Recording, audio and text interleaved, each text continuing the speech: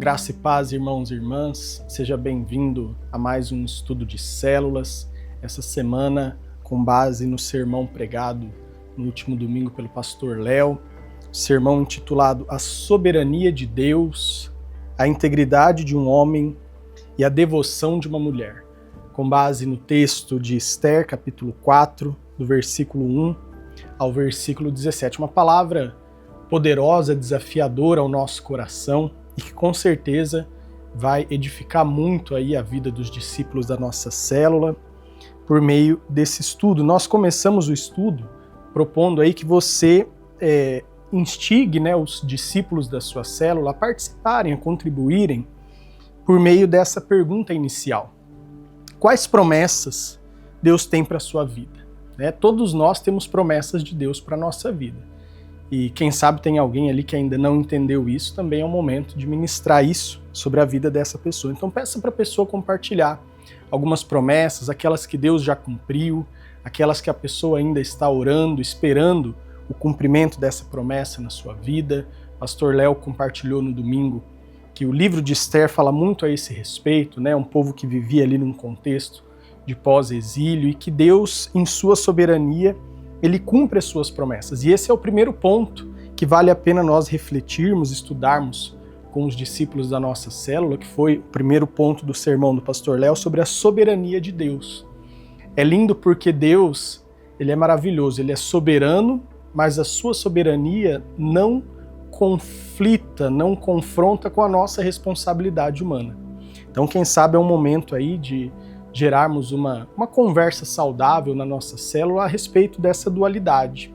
Como nós podemos, tem uma reflexão aí de que forma nós devemos honrar a soberania de Deus com as nossas atitudes de fé. É um engano pensarmos que porque Deus é soberano e Ele tem os seus planos, os seus propósitos e no fim fará tudo segundo a sua vontade, é um engano pensarmos que por essa razão nós devemos ser passivos e inativos. Pelo contrário, as nossas atitudes devem honrar a soberania de Deus. É o que Mordecai desafia Esther a fazer, Ele diz, olha, Deus vai fazer o plano dele, Ele vai salvar o povo, mas quem sabe você não está nessa posição que você está hoje de rainha justamente para ser um instrumento de Deus. Deus, Ele não precisa de nós para fazer a sua obra, mas Ele nos dá o privilégio de participarmos da sua obra. Portanto, nós devemos honrá-lo com as nossas atitudes, com as nossas ações de fé. O segundo ponto, ele fala sobre a integridade de um homem, baseado aí na vida de Mordecai, esse homem que demonstrou uma integridade tão grande, uma fé tão grande, sobretudo por viver numa terra estrangeira, pagã, e por manter a sua fé, a sua obediência, a sua lealdade a Deus, mesmo num contexto onde todos estavam vivendo de forma pagã. É o desafio que eu e você vivemos todos os dias, não é verdade? Num mundo e num país cada vez mais secularizado, cada vez mais indo contra os princípios de Deus e da sua palavra, nós temos esse desafio de nos mantermos íntegros. E ele direciona, aqui de modo especial a sua palavra aos homens, a eu e você que somos homem. E ele diz que Mordecai, mesmo estando fisicamente distante de Esther, ele era pai adotivo de Esther, mas mesmo estando fisicamente distante, ele se fazia presente na vida dela. E hoje muitos pais, mesmo fisicamente presentes, eles estão distantes dos seus filhos, da sua família. O pastor Léo trouxe uma informação muito impactante, que um estudo norte-americano diz que os homens passam apenas 35 segundos por dia de dedicação exclusiva aos seus filhos. Olha que dado que vale a pena nós refletirmos. Então você, homem, desafia aí também os homens da sua célula a fazerem essa reflexão. O homem deve viver com integridade, com obediência a Deus, lealdade a Deus. O homem deve cumprir o seu papel na sociedade, ele deve ter uma vida relevante e Deus nos chama para isso e nos honra quando nós vivemos de maneira íntegra. E a terceira lição, mais direcionada às irmãs, fala aí sobre a devoção de uma mulher.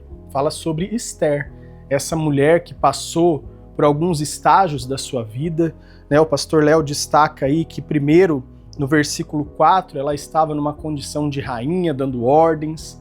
Aquela mulher que não queria saber o que estava acontecendo, leve roupas para o meu pai, não deixe ele nessa condição. Depois ela passa por um momento de impotência, onde ela diz: eu não posso fazer nada, ninguém pode fazer nada, a realidade é essa mesma, a coisa vai acontecer, não tenho o que fazer. Mas por fim, ela chega no momento em que ela se torna devota a Deus. A sua devoção a Deus, a sua obediência independente das circunstâncias. Nós incentivamos você a ler com os discípulos da sua célula o versículo 16, especialmente a fala de Esther, quando ela diz: olha, ainda que eu morra diante do rei, eu vou lá cumprir o propósito de Deus para minha vida. Isso é uma vida de devoção. É uma vida onde, independente das circunstâncias, nós vamos obedecer a Deus e fazer aquilo que Ele tem proposto para as nossas vidas. Então, mulher, você já encontrou o caminho da devoção na sua vida? Vale a pena colocar essa pergunta para as mulheres da sua célula, talvez mulheres passando aí por situações diversas, né? Vale a pena colocar aí, talvez cada uma em um estágio desses 3 estágios que Esther passou.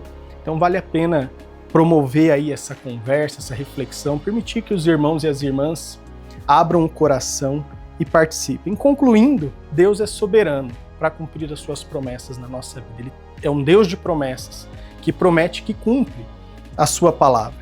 E, portanto, nós devemos confiar na soberania de Deus e termos uma confiança ativa, fazendo a nossa parte, agindo aquilo que está ao nosso alcance. Os homens devem fazer isso sendo íntegros e leais a Deus, e as mulheres devem encontrar esse caminho da devoção e servir ao Senhor com obediência e fidelidade.